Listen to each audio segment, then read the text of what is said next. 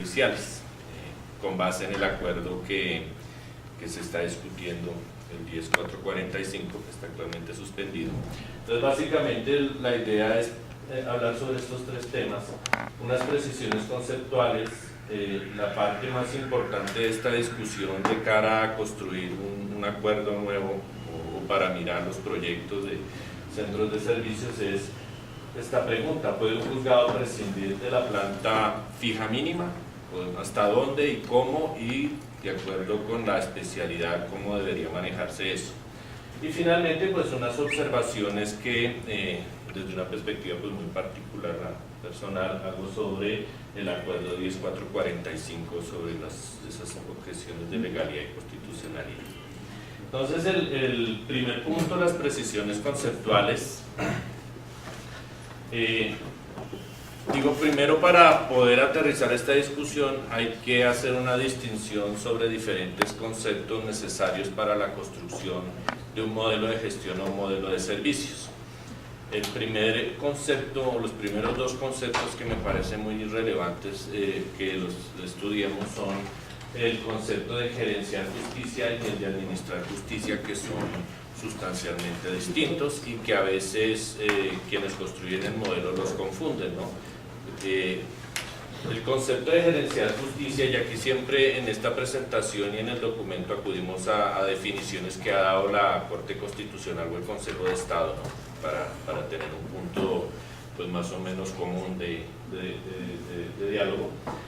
Nos dice que gerenciar la justicia es modernizar y transformar las funciones correspondientes a la administración de los recursos económicos y el personal de la justicia, lo dijo la Corte en la sentencia 265 del 93. Es decir, es la actividad que desarrolla el Consejo Superior de la Judicatura en su sala administrativa, ¿no? Se dedica más que todo a administrar los recursos económicos y el tema de personal, esencialmente, pues ese es su componente más fuerte. Y desde esa perspectiva, el Consejo Superior de la Judicatura en su sala administrativa sí tiene un funcionamiento muy similar al de las entidades de la rama ejecutiva del poder público.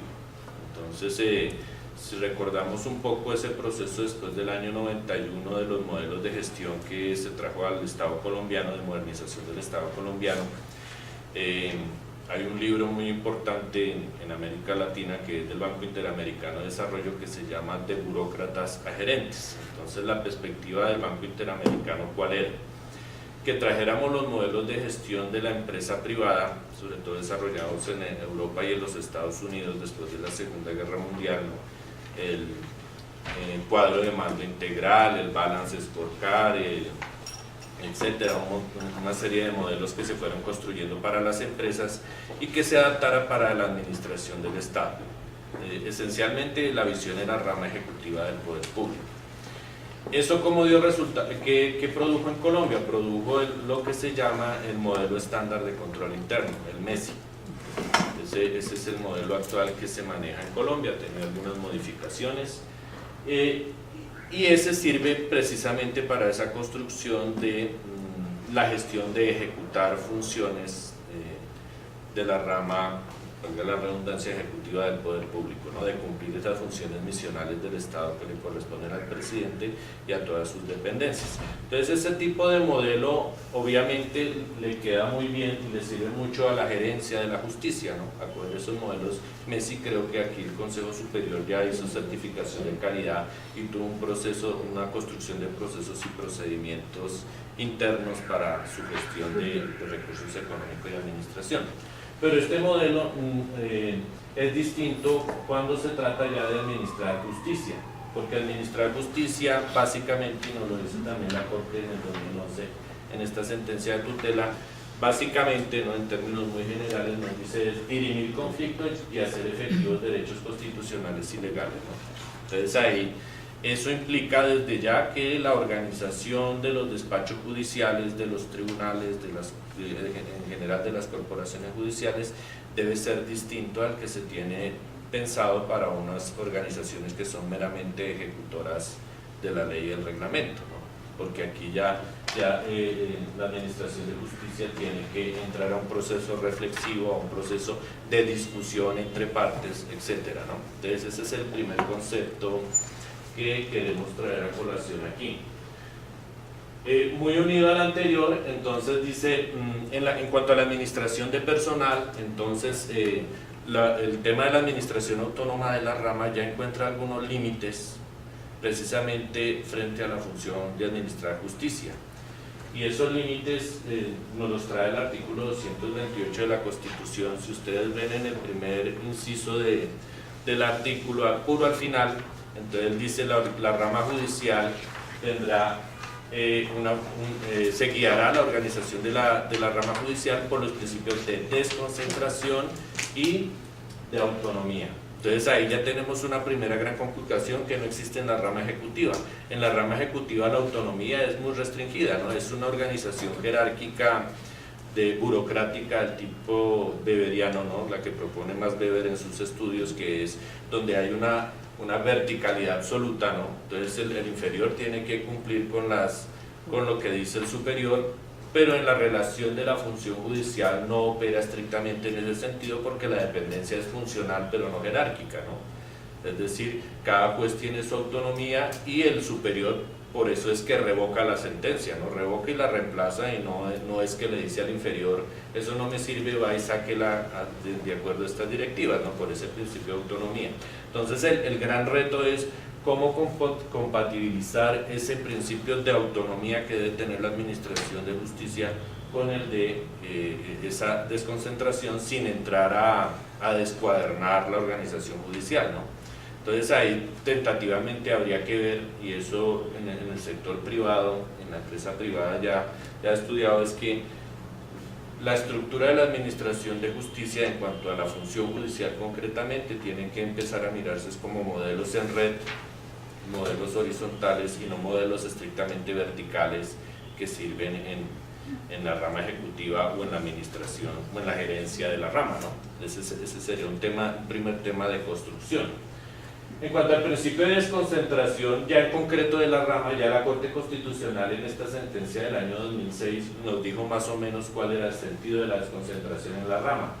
Dice que debe destacarse que no obstante la similitud que existe con la desconcentración administrativa y judicial, existe una diferencia sustancial determinada por la independencia y autonomía funcional de las autoridades judiciales, de suerte que entre estas se aplica la jerarquía solamente de carácter funcional, mientras que en la administración pública se aplica una jerarquía de índole orgánica. Entonces ahí me parece muy importante, incluso para la construcción de la calificación de servicios, ¿no? Tener en cuenta de que a veces mediante la calificación se desconoce el principio de autonomía funcional, dándole prevalencia a la autonomía orgánica.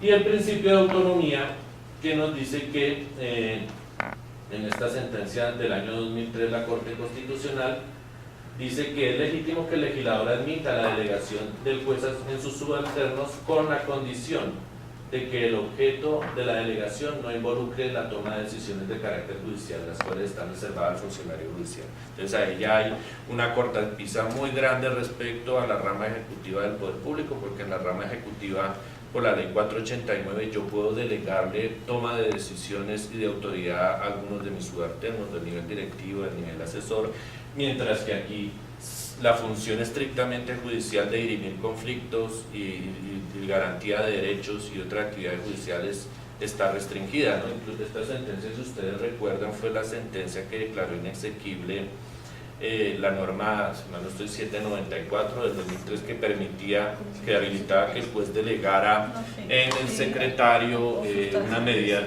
las medidas cautelares, secuestro, embargo, que dijo la Corte, bueno, aunque parece son como muy operativo la evidencia de secuestro y embargo, no es tan operativo porque ahí se están tomando decisiones, si hay oposiciones, si hay etcétera, entonces se está delegando de una función judicial que no se puede entregar, no puede desprenderse el juez de ella. Entonces ahí ya tenemos un límite en la administración de personal que vamos a ver en el acuerdo, pues ahí es donde hay unos primeros problemas.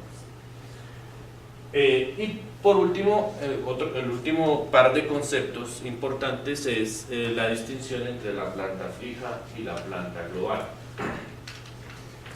Esa innovación comenzó en la rama ejecutiva a partir de 1998, la ley 489, y todo ese proceso de modernización del Estado, ¿no? Se llamó así, se etiquetó como proceso de modernización del Estado, la mayoría de plantas de la administración pública eran plantas fijas, es decir, como nos dice aquí el Consejo de Estado, no le permite a los funcionarios laborar en las diferentes dependencias, sino solo en aquellas donde han sido ubicados conforme a su especialidad y su formación. Entonces ahí a uno lo nombraban en la oficina jurídica y usted se quedaba para siempre en la oficina jurídica porque ese era orgánico su cargo, no podían pasarlo a otras dependencias y mucho menos a otras zonas del país. Por contraste, la planta global, que ese es uno de los elementos de la renovación del Estado, ¿no?, a finales de los años 90, dice, le permite a la entidad ubicar a sus funcionarios en diferentes áreas de acuerdo a su perfil profesional, experiencia y conocimiento, dice esta misma sentencia del 2011.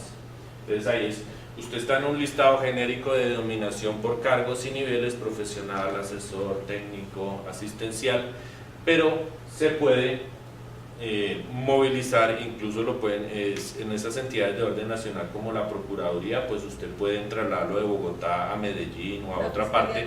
O, la Fiscalía. La Fiscalía. Sí, la Fiscalía en estricto sentido tiene un concepto de planta globalizada actualmente, ¿no? Como la policía. Como la Policía Nacional. Eso no quiere decir que uno lo pueda trasladar a cualquier parte. El jus variandi también está limitado, tiene unas limitaciones ese jus variandi, pero pues sí le da un manejo mucho mayor. Entonces aquí estos dos conceptos son muy importantes porque en el modelo de la rama judicial tenemos una combinación de los dos tipos de plantas. La gerencia de la rama tiene una planta esencialmente global. La gerencia con sus unidades, con todas las unidades que lo integran a la sala administrativa que están adscritas, ahí hay una planta globalizada porque yo puedo trasladar un profesional que esté en la unidad de estadística y traerlo a la unidad de desarrollo y a la unidad de presupuestos si tiene el perfil del cargo. Entonces tengo esa posibilidad de manejo, mientras que la planta fija no. Y la planta fija en nuestra legislación actual pues se ha manejado como planta fija, ¿no? Los juzgados, eso es otra gran discusión, ¿no? Algunos dicen que es un modelo ya que hay que revisarlo, ¿no?, porque es del siglo XIX, ¿no? Funciona casi como una unidad militar, ¿no?, que es el juez, secretario, oficial mayor, ¿no?, incluso acude a jerarquías militares, ¿no?, como el oficial mayor, el sustanciador, el expediente, el citador, ¿no?, comunidades independientes. Las denominaciones muy del siglo pasado. Sí, y tiene su razón de ser porque Napoleón, dentro de todo de lo que dejó en su legado, fue la primera profesionalización de la rama judicial fue durante el Imperio Napoleónico, y entonces él veía la visión militar, ¿no?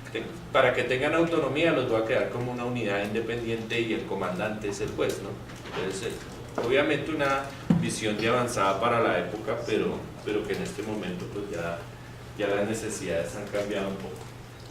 Entonces eso nos lleva al segundo tema de esta presentación, que es: ¿puede un juzgado prescindir de la planta fija mínima? Y esa es una gran discusión, no solamente en este país, sino en otros, porque puede usted tomar cualquiera de las dos posiciones, de decir, no, el juez que se dedique a lo que se debe dedicar, dirimir conflictos, proteger derechos, entonces el juez no debe estar a cargo de empleados, manejando nómina, dando permisos, haciendo estadística, llevando las cuentas, y hasta cierto punto tiene razón, ¿no? Al juez se le ha sobrecargado un montón de actividades administrativas que no debería estar ejerciéndolas, incluso muchos empleados no las deberían estar ejerciendo,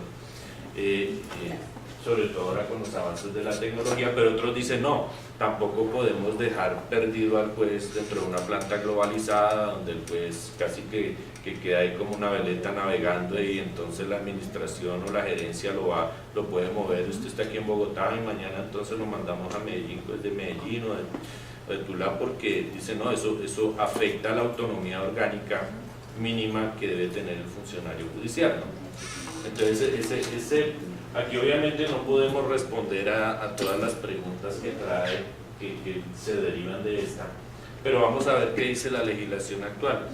La legislación actual dice que hay la célula básica de la administración de justicia de la función judicial, que es el juzgado, artículo 21, y nos dice debe estar integrado por el juez, por el secretario, los asistentes que la especialidad demande y el personal auxiliar calificado que determine el Consejo Superior de la Judicatura. Entonces aquí la primera discusión también es una perspectiva muy particular que yo hago, y es que diría que dentro del núcleo esencial siempre ves un despacho judicial, tener un juez, un secretario y unos asistentes de la especialidad. Esos son inamovibles de la planta fija de un despacho judicial. ¿Cuántos asistentes? Pues ahí es donde viene el tema técnico de definir en cada jurisdicción cuántos serán los asistentes necesarios que requiere un despacho. El margen de manejo para la creación de los centros de servicios, de las oficinas de apoyo, de reparto, etcétera, todos esos modelos que se han construido, es el personal auxiliar calificado que determina el Consejo Superior. Así es como se ha manejado, creo que desde el año 2002-2003, los primeros acuerdos de centros de servicios y oficinas de apoyo, es donde se han destinado esa planta. Entonces ahí vemos que por lo menos la planta fija de un juzgado debe mantenerse. No desconozco que hay ahorita una propuesta en la ley estatutaria que al fin no sabemos cómo irá a quedar con este fallo de la Corte, ¿no? Que dice que sí, creo que lo van a hundir o ya quedó hundido oficialmente, pero ahí había una reforma al artículo 21 que a mí me parecía equivocada, que era decir que ya toda la planta quedaba bajo la dirección de la sala administrativa, ¿no? En ese tiempo Consejo de Gobierno, que la sala administrativa definía cómo quedaban los juzgados y los jueces, o sea, los volvía a planta global, y uno dice, eso afecta a la autonomía orgánica de la función judicial. Entonces continuamos con esta misma norma. Ahí entonces, tentativamente yo hice una construcción con base en las normas vigentes, que eso incluso es un tema, una tarea importantísima que me parece que debemos abordar en algún momento, y es actualizar. Aquí todavía estamos con normas del año 87 vigentes, ¿no? El decreto 52 del 87, el 1660 para la situación del 78, o sea, y la ley estatutaria incluso ahí dio una norma que emplaza que creemos un estatuto judicial, ¿no? De todos estos temas laborales, judiciales, pero pues no se lleva adelante. Entonces, tomando con base esa serie de normas, incluso por acá el secretario tiene hasta funciones del 1265 de 1970 vigentes, incluso todavía tiene, si ustedes revisan, todavía tienen vigente algunas funciones y actividades. Entonces, los asistentes que la especialidad demande, tentativamente y según estas normas nos dice, son secretario profesional universitario, que esencialmente funciona, hasta donde yo conozco, juzgados administrativos entraron con ese modelo de profesionales, y el oficial mayor, que fue creado en el decreto 52 del 80, se le dieron más funciones más bien que crear. Asistentes que especialidad demanda. ¿Cuántos profesionales, cuántos oficiales mayores? Pues ese formará parte del estudio de definir por jurisdicción cuántos deben estar ahí. Y el secretario, que ya lo veremos más adelante, para mí continúa siendo un inamovible incluso en el perfil de la oralidad. El perfil de los códigos, como quedó el Código General del Proceso y los otros códigos que han acogido el modelo por audiencias, el secretario sigue siendo una pieza que parte fija del despacho judicial, ¿no? Sí, parte de la planta fija. Y ya lo explicaremos más adelante por qué lo digo. Personal auxiliar calificado, es decir, este es el que eventualmente y en las oficinas de apoyo se han ido construyendo, en las secretarías comunes, en los tribunales, que son el escribiente, el archivero, el asistente social, el oficinista y el citador, ¿no? Casi todos referidos en este decreto 52 del año 87. Entonces todos ellos podrían estar en un centro de servicios, en una oficina de apoyo, ejerciendo esas tareas, ¿no? Ahora viene otra complejidad, y es que de la manera como están construidas las funciones de estos empleados, muchos de estos, si uno lo ve desde el punto de vista de personal, podrían estar en una oficina de apoyo, pero si usted ya empieza a detallar las funciones que tiene en estas normas, muchos hacen actividades que son del despacho, que son judiciales y que son de vigilancia del juez. Entonces ahí tendríamos que empezar a hacer otra clasificación distinta, porque un escribiente muchas veces termina tomando diligencia, haciendo, bueno, ahora en el perfil de la oralidad pues ha cambiado un poco mucho en el manejo del escribiente, que debería ser, o el perfil, si va a estar en un centro de servicios, es simplemente de hacer telegramas, oficios, de cumplir las órdenes que ya dio el despacho judicial, ¿no? Ese sería el perfil del escribiente. ¿Cuál es la misión de las oficinas de apoyo y centro de servicios? Y aquí destaca una sentencia del año 2005 del Consejo de Estado, donde precisamente se dijo que es legal las oficinas de apoyo, ¿no? Hay una discusión de la legalidad de las oficinas de apoyo y de los centros de servicios. Y nos dijo que su actividad sea de mera ejecución o realización de las diligencias, es decir, el cumplimiento que al respecto ordene el correspondiente despacho judicial, sin que se afecte en grado alguno su autonomía ni su integridad orgánica y funcional. Pues únicamente se limita a apoyar la función del juez y del secretario.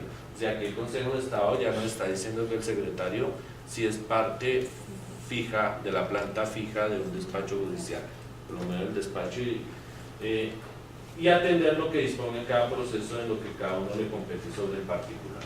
Entonces él dice puras actividades de ejecución. Como mencionaban aquí al comienzo de la reunión, pues debe acercarse mucho a esas unidades de ejecución de sentencias que se creó por el Código General del Proceso para la Jurisdicción Ordinaria, ¿no? Ese tendría que ser su perfil esencialmente. Sin embargo, esto implica una gran infraestructura, ¿no? Una gran infraestructura que también debe tener en cuenta, y creo que en eso han coincidido la mayoría de críticas a las oficinas de apoyo que están actualmente y oficinas de reparto, ¿no? Que no tienen una planta adecuada de funcionamiento. Yo hablo desde la experiencia de los juzgados administrativos, ¿no? Los juzgados administrativos, la oficina de apoyo tiene 24 funciones y la planta inicial era juez, un profesional y el secretario, porque se suponía que la oficina de apoyo se encargaba de todo el tema de ejecución y algo que quita mucho tiempo, que es la atención al público, ¿no? La atención al público y el acceso a los expedientes se iba a centralizar ahí, ¿no? Eso al poco tiempo fracasó. Precisamente uno de los elementos del fracaso fue porque no había suficiente personal en la oficina de apoyo, porque si usted ya va a bajar todos los expedientes en esa época de 44 juzgados, ahora ya vamos en 65, y tiene solamente, actualmente la oficina de apoyo tiene 10 empleados, entonces 10 empleados, ¿cómo va a manejar expedientes en Bogotá? Creo que hay cerca de 9.000 expedientes contenciosos administrativos activos, ¿no? En primera instancia de jueces. Entonces, ¿cómo va 10 personas a atender a 9.000 procesos que van a estar requiriendo los ciudadanos, ¿no? Creo que no, y ese es uno de los temas importantes de analizar en el centro de servicios, ¿no? ¿Cómo va a pasarle usted? Creo, un estimado que se ha externado, creo que ya por la oralidad ya 65.000 expedientes más o menos va a tener que tener ese centro de servicios. Eso es lo primero que debe reflexionarse, cuál es la capacidad del personal para manejar y controlar y cuidar, ¿no? Porque ahí está el fenómeno de corrupción que siempre ronda desafortunadamente cuando se difumina la responsabilidad y el manejo de los expedientes, de 65.000 expedientes y de atención al público, ¿no? Una pregunta, el acuerdo es 45, por ejemplo, en el caso de Bogotá, clasifica, ¿no? Entonces dice, si son más de tantos juzgados, no recuerdo el número, pero son tantos juzgados, un centro de servicios, menos de tantos, un centro, sino 2 o 3. Sí. ¿Qué opinas tú de ese tema de, digamos, el caso de Bogotá, que es Sí, en principio está bien, pero también se necesita la coordinación entre los jefes de los centros de servicios, ¿no? Ajá. Porque si cada uno se vuelve una isla y cada uno adopta una política, ¿no? Así No, es que mi grupo de jueces les gusta es así, mi grupo de jueces, y uno dice también hay que pensar en el usuario, en el abogado, ¿no? Claro.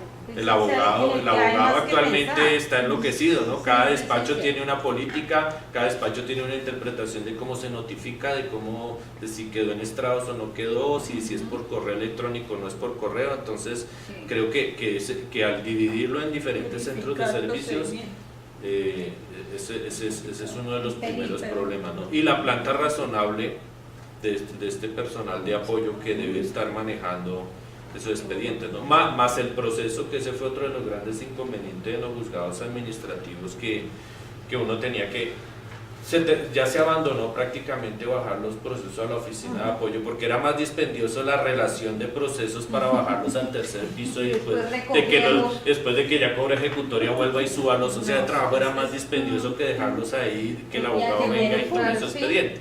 Entonces ese es un tema operativo, porque imagínese usted 70 juzgados civiles municipales, 80, digamos, Tiene que hacer fila para 80, entregarlos. bajando por los ascensores expedientes, subiendo y bajando expedientes al centro de servicios correspondiente para que los vean y cada uno sepa qué es. Esa parte operativa debe, incluso en los modelos de gestión, eso es lo que más se estudia y se desarrolla, ¿no? Porque uno dice, sí, muy bonito el centro y lo inaugura uno y todo el mundo y el digiturno y 5 personas, entonces...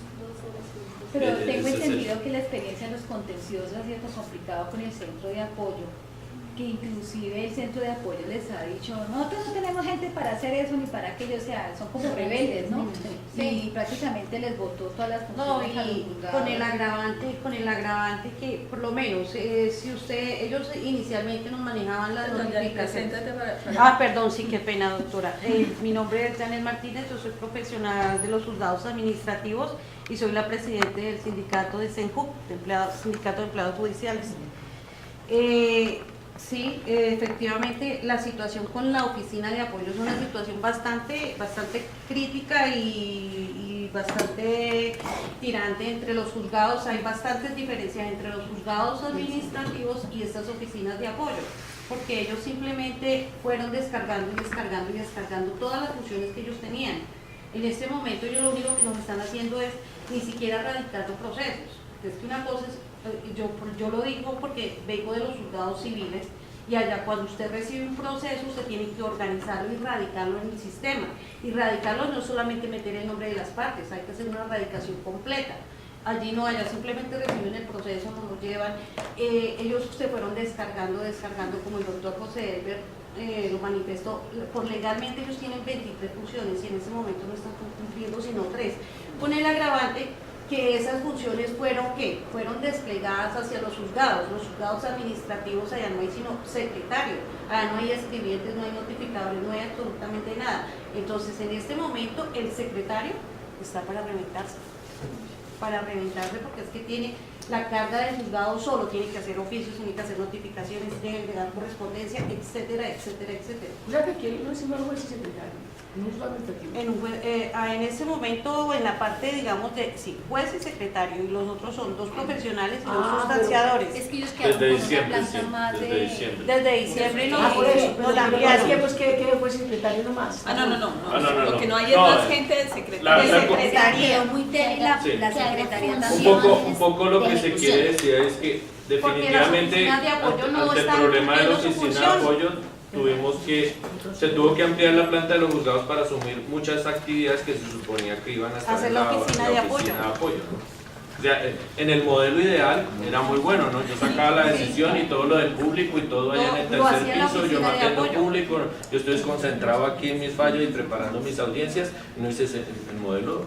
Claro que es muy bueno, pero en la realidad se vio que la oficina de apoyo no pudo, en parte, bueno, lo de la rebeldía, entre comillas, porque pues no dependen de los jueces, pero un componente muy importante es que nunca han tenido personal suficiente. Porque Idóneo, Bueno, agrego, idóneo, sí, porque es sí, muy que se necesita una persona que por lo menos sepa que está en la oficina de apoyo y que sepa que es un término, que tenga una idea, pues así sea meridiana de lo que está ocurriendo, cuándo yo puedo mostrar un expediente, cuándo algo, pero no, desafortunadamente las personas que están en las oficinas de apoyo no tienen absolutamente nada de conocimiento de jurídico. Y ahí colocaría una glosa frente al siglo XXI web, doctora, es obviamente una procesión muy particular, y es que yo discrepo desde de un problema que percibo, y es que aquí se le ha pasado eso a la unidad de estadística, el desarrollo de esos programas. No, eso es de informática.